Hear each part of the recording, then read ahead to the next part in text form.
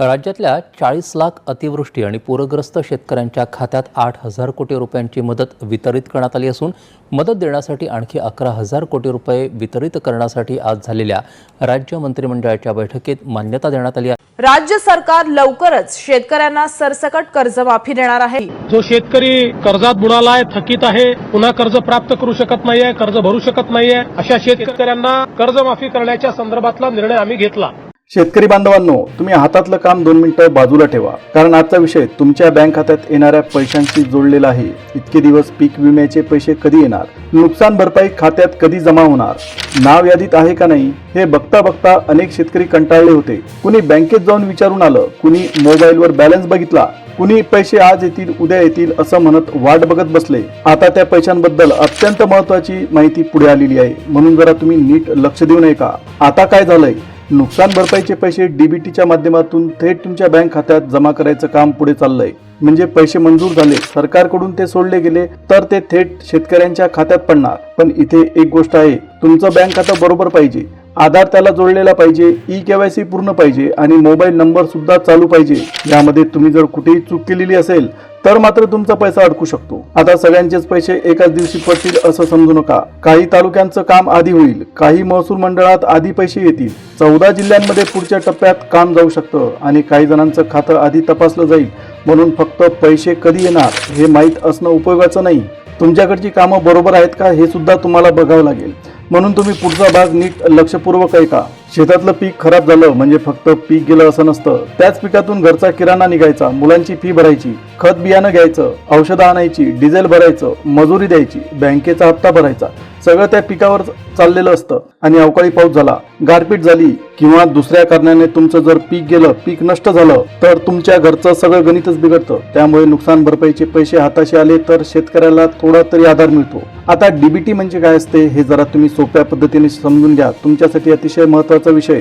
सरकारने तुमच्या नावावर जे पैसे मंजूर केलेले आहेत ते सरळ तुमच्या बँक खात्यामध्ये जमा करायचं काम डीबीटीच्या माध्यमातून जोरदार सुरू आहे। समजा एखाद्याचे 17,000 रुपये मंजूर झालेले आहेत तर 17,000 रुपये खात्यात पडणार। जर एखाद्या शेतकऱ्याचे 18,000 रुपये मंजूर झाले तर त्या शेतकऱ्याच्या खात्यात 18,000 रुपये येतील। काही शेतकऱ्यांना 20,000 रुपयांपर्यंतची रक्कम सुद्धा मिळू शकते आणि ज्या शेतकऱ्यांचं जास्त नुकसान झालेलं आहे त्या शेतकऱ्यांना 22,000 रुपयांपर्यंतची रक्कम त्यांच्या अकाउंटमध्ये जमा होऊ शकते। पण सगळ्यांना एकसारखेच पैसे मिळतील असा हिशोब तुम्ही बिलकुल गृहीत धरू नका।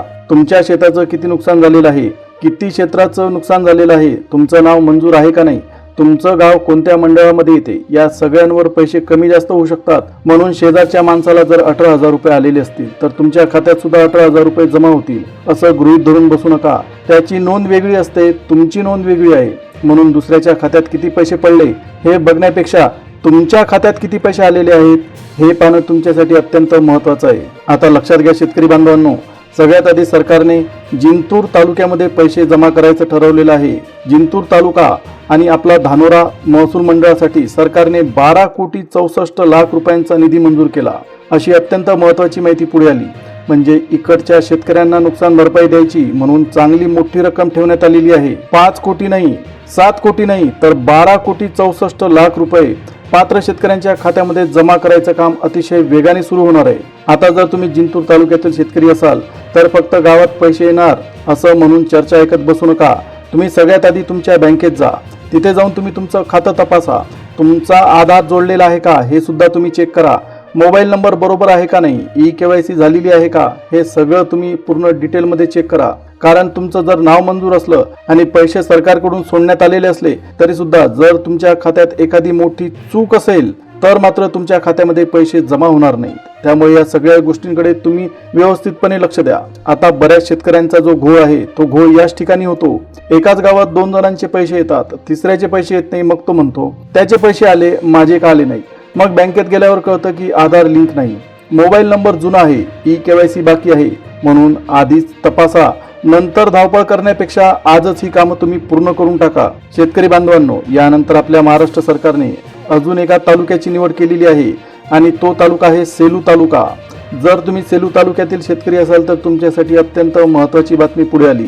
सेलू महसूल मंडळासाठी सरकारने 9,48,00,000 रुपयांचा निधी मंजूर केला। आता या तालुक्यामध्ये शेतकऱ्यांचं प्रचंड नुकसान झालं होतं। आता मंजूर नावावर डीबीटीच्या माध्यमातून थेट पैसे डायरेक्ट पैसे तुमच्या खात्यामध्ये जमा व्हायचं काम वेगाने सुरू झालेलं आहे।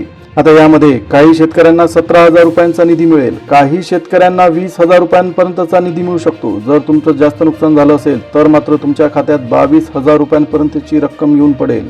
म्हणजे याचाच अर्थ शेतकऱ्यांना त्यांच्या नुकसानाप्रमाणे रक्कम सरकारकडून जमा करण्यात येत आहे। पण लक्ष द्या, जर मोबाईलवर तुम्हाला मेसेज आला नाही म्हणून लगेच तुमचे पैसे तुमच्या खात्यात आले नाही, तुम्ही पात्र नाही असं समजू नका। काही वेळा पैसे खात्यात पडतात आणि मेसेज उशिरा येतो, कधी मेसेजच येत नाही। काही वेळेस तुमचा जो पासबुक आहे तो पासबुक तुम्हाला तपासावा लागतो, त्यासाठी तुम्हाला बँकेत जावं लागते, बँकेत जाऊन तुम्हाला तपास करावा लागतो। काही वेळेस तुम्हाला तुमची मोबाईल बँकिंग सुद्धा तपासावी लागेल। आता गावात दुसऱ्याचे पैसे आले म्हणून तुमचे सुद्धा पैसे आले असतील असं तुम्ही गृहीत धरू नका। तुमचं खातं तपासणं तुमच्यासाठी अत्यंत महत्त्वाचं आहे। आता लक्षात घ्या, पुढे आपल्या मानवत तालुक्याची निवड सरकारने केलेली आहे। मानवत तालुक्यासाठी 6,92,00,000 रुपये मंजूर करण्यात आल्याची माहिती सरकारकडून देण्यात आली। आता इकडच्या शेतकऱ्यांच्या खात्यात सुद्धा पीक विमा आणि नुकसान भरपाईचे पैसे डायरेक्ट डीबीटीच्या माध्यमातून त्यांच्या अकाउंटमध्ये सरकणार आहेत। परंतु या ठिकाणी एक गोष्ट लक्षात घ्या, तुमचं नाव चुकीचं असेल, खातं जर तुमचं बंद असेल, तुमचा जो आधार कार्ड आहे हा आधार कार्ड तुमच्या खात्याला जोडलेला नसेल, तुमची ई-केवायसी बाकी असेल तर मात्र तुमचे पैसे अडकू शकतात। म्हणून जर तुम्ही मानवत तालुक्यातील शेतकरी असाल तर तुम्ही तुमचं बँकेचं पासबुक घेऊन सरळ बँकेत जा। त्या ठिकाणी गेल्यानंतर तुम्ही डायरेक्ट बँकेला विचारा, माझा आधार या खात्याला जोडलेला आहे का, माझ्या बँक खात्यासोबत जोडलेला आहे का, सरकारी पैसे याच खात्यात येतील का, मोबाईल नंबर जो जोडलेला आहे तो बरोबर आहे का। एवढं जरी तुम्ही केलं तरी तुम्हाला तुमच्या अकाउंट बद्दलची पूर्ण डिटेल माहिती त्या ठिकाणी मिळू शकते। कधी कधी आपल्याला वाटतं की काम हे छोटंच आहे, ते जर केलं नाही तरी चालू शकते। कधी कधी आपल्याला वाटते की ही छोटी कामं आहेत, उद्या करू, पण पैसे येताना ही छोटी कामं मोठी ठरतात। म्हणून आधी आपल्याकडचं सगळं बरोबर करून ठेवा, पैसे आले की मग तुम्ही निवांत बसू शकता। शेतकरी बांधवांनो, यानंतर ज्या तालुक्याची निवड करण्यात आलेली आहे तो तालुका आहे आपला पाथरी तालुका।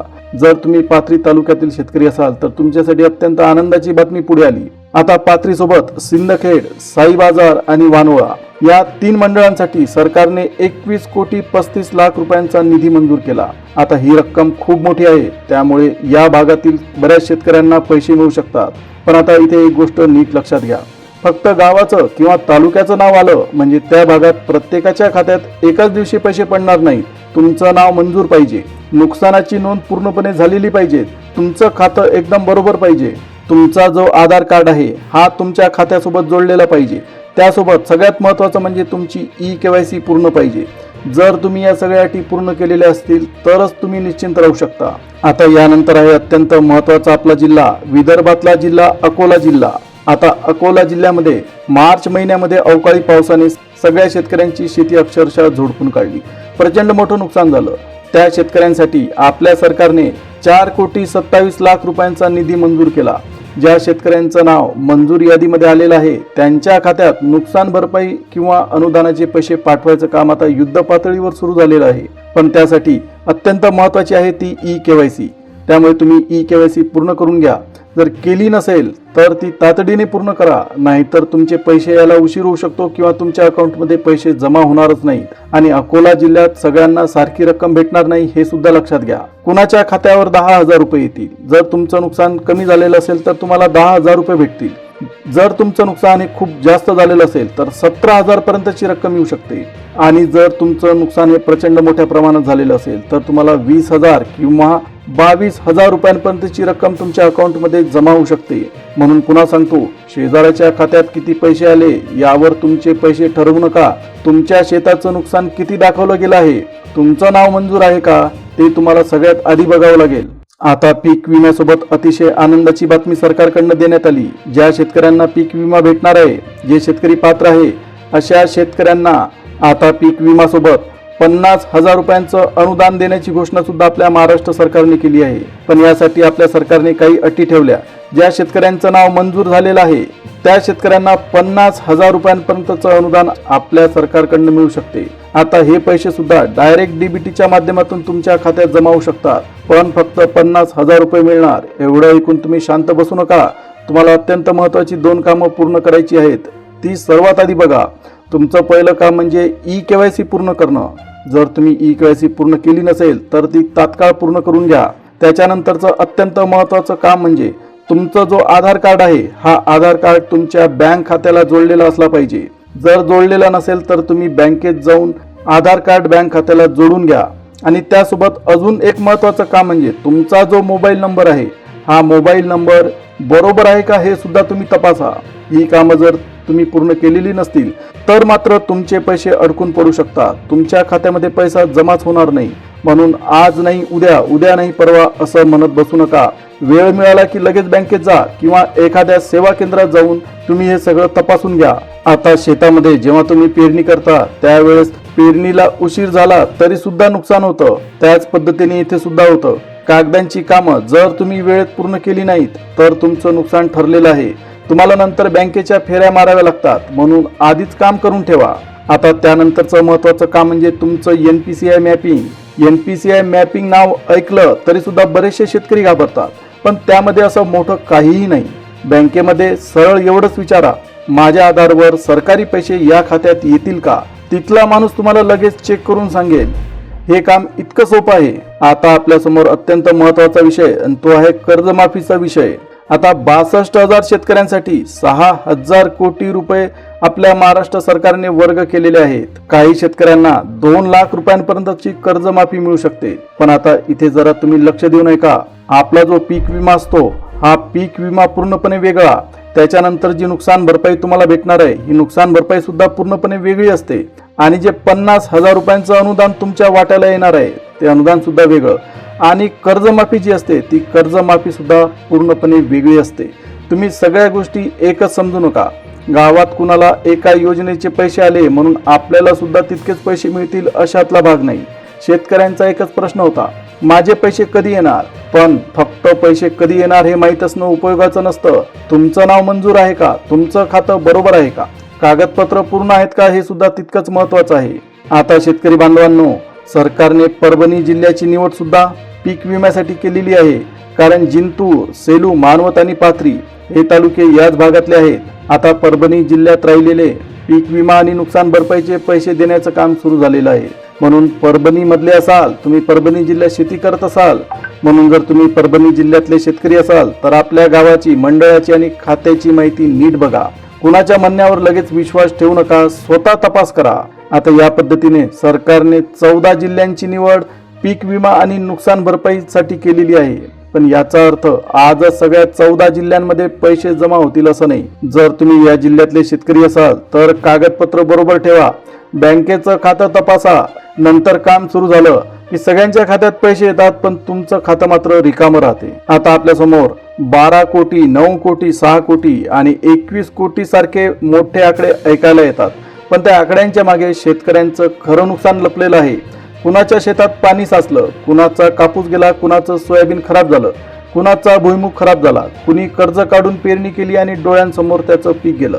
त्यामुळे नुकसान भरपाईचे पैसे म्हणजे फक्त बँकेत पडलेला आकडा नाही, त्यातून मुलांची फी भरल्या जाते, औषधं येतात, खत बियाणं विकत घेतली जातात. आता पुढच्या पिकासाठी 4 पैसे सुद्धा तुमच्या हातात राहतात. म्हणून पैसे वेळेवर येणं अत्यंत गरजेचं आहे. पण आपल्याकडचं काम सुद्धा बरोबर असलं पाहिजे. खातं चालू असलं पाहिजे, आधार जोडलेला असला पाहिजे, मोबाईल नंबर बरोबर असला पाहिजे.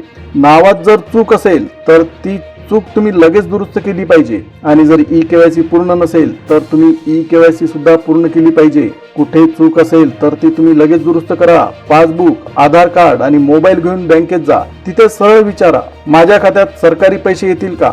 आधार या खात्याला जोडलेला आहे का? ई-केवायसी पूर्ण आहे का? मोबाईल नंबर बरोबर आहे का? पुढे हजारो रुपयांसाठी धावाधाव करण्यापेक्षा आज तुम्ही 10 मिनिटं खर्च करा. आता पुन्हा एकदा सगळी बातमी नीट ऐका. जर तुम्ही जिंतूर तालुक्यातील शेतकरी असाल तर तुमच्या वाट्याला 12 कोटी 64 लाख रुपये येतील. सरकारने सेलू तालुक्यासाठी 9 कोटी 48 लाख रुपये मंजूर केलेले आहेत आणि मानवत तालुक्यासाठी सरकारने 6 कोटी 92 लाख रुपये मंजूर केलेले आहेत. पाथरी, सिंदखेड, वाई बाजार आणि वानोळा या मंडळांसाठी 21 कोटी 35 लाख रुपयांचा निधी देण्याचं सरकारने ठरवलं. अकोला जिल्ह्यासाठी 4 कोटी 27 लाख रुपये मंजूर करण्यात आले. आता ही गोष्ट लक्षात ठेवा, तुमच्या तालुक्याचं नाव यादीमध्ये आलं म्हणजे खात्यात डायरेक्ट पैसे जमा होतील अशातला भाग नाही. गाव वेगळं असतं, मंडळ वेगळे असतात. तुमचं नुकसान वेगळं, तुम्ही केलेली नोंद वेगळी, नाव मंजूर आहे की नाही हे वेगळं. म्हणून तुमचं नाव स्वतः तुम्ही तपासा. कुणी व्हॉट्सअपवर स्क्रीनशॉट पाठवला म्हणून लगेच खरं मानू नका. पासबुक बघा, बँकेचा मेसेज बघा, बँकेत जाऊन विचारून घ्या. सरकारकडून पैसे मंजूर झाले ही एक गोष्ट, तुमचं नाव मंजूर झालं ही दुसरी गोष्ट, खातं बरोबर आहे का नाही ही तिसरी गोष्ट, आणि पैसे खात्यात पडणं ही अत्यंत महत्त्वाची गोष्ट. म्हणून पहिली बातमी ऐकली आणि हातावर हात ठेवून बसून गेलं असं बिलकुल करू नका. पैसे पहिल्या दिवशी आले नाहीत म्हणून घाबरून जाऊ नका. कुणाचे पैसे आधी येतील, कुणाचे पैसे काही दिवसांनी येऊ शकतात. आता शेवटी एवढंच बघा, तुमचा जो पीक विमा आहे, पीक विमा आणि नुकसान भरपाईचे पैसे डीबीटीच्या माध्यमातून तुमच्या खात्यात जमा होऊ शकतात. वेगवेगळ्या तालुक्यांसाठी वेगवेगळी रक्कम सरकारने ठरवली आहे. काही शेतकऱ्यांना 17,000 रुपये त्यांच्या खात्यामध्ये जमा होतील, काहींच्या खात्यात 18,000 रुपये जमा होतील, काही शेतकऱ्यांना 20,000 रुपयांची रक्कम मिळेल. जर नुकसान जास्त झालेलं असेल तर अक्षरशः 22,000 रुपयांपर्यंतची रक्कम खात्यात जमा होऊ शकते. पण त्यासाठी ई-केवायसी पूर्ण करणं गरजेचं आहे. तुमचं आधार कार्ड तुमच्या बँक खात्यासोबत जोडलेलं असणं महत्त्वाचं आहे. जर तुमचा मोबाईल नंबर चुकीचा असेल तरी सुद्धा तुम्हाला पैसे मिळण्यामध्ये अडचण येऊ शकते. त्यामुळे तुमचं खातं चालू आहे का ते तुम्ही एकदा नीट बघा. कुणी काही सांगितलं म्हणून लगेच विश्वास ठेवू नका. स्वतःचं नाव आणि स्वतःचं खातं तपासा. आज नाही उद्या करतो असं म्हणत बसू नका. शक्य असेल तितक्या लवकर काम पूर्ण करा, कारण पैशाचा प्रश्न फक्त एका शेतकऱ्याचा प्रश्न नसतो, हा त्याच्या संपूर्ण कुटुंबाचा प्रश्न असतो. तुमच्या गावात कुणाला मोबाईल वापरता येत नसेल तर त्याला मदत करा. कुणाचा आधार लिंक नसेल तर त्याला बँकेत घेऊन जा. कुणाची ई-केवायसी बाकी असेल तर लवकरात लवकर पूर्ण करा. जर तुम्हाला व्हिडिओ आवडला असेल तर चॅनलला सबस्क्राईब करायला विसरू नका. जवळच असलेल्या बेल नोटिफिकेशनला तुम्ही ऑलवर सेट करा. आता आपण पुन्हा भेटूया एका नवीन अपडेटसह, नवीन माहितीसह पुढच्या व्हिडिओमध्ये. तोपर्यंत धन्यवाद.